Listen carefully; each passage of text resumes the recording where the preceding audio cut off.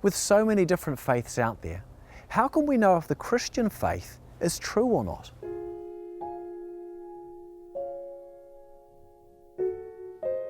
Whether the Christian faith is true or not is an important question to answer.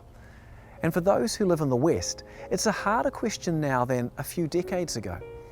Our awareness of other religions grew so much in the last century that it's left many who are Christian by tradition wondering why they believed what they believed.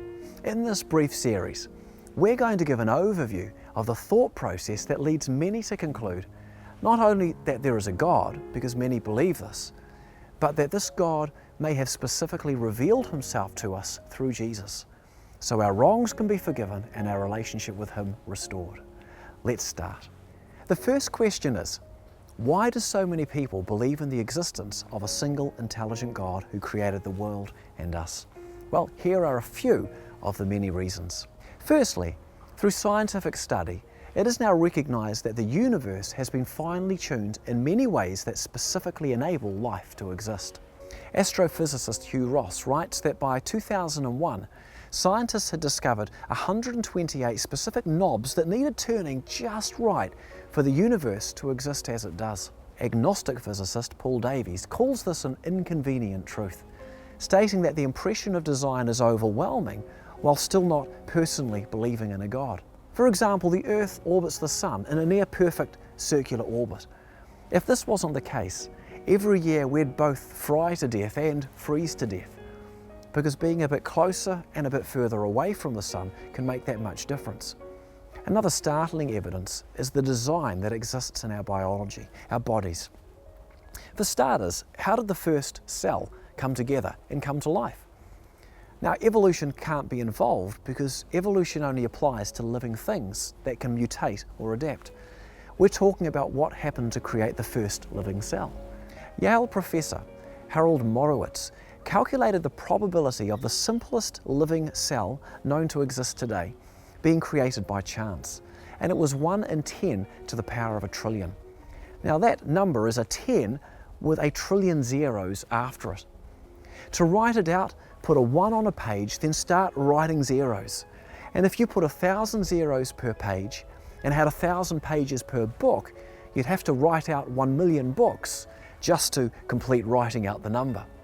What many who argue against God's existence have not considered is that evolution cannot explain the creation of this first cell, because evolution only works with living biological things.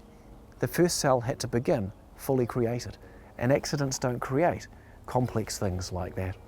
There really is a logic behind belief in a creator God, who is the first intelligent cause for life on this planet.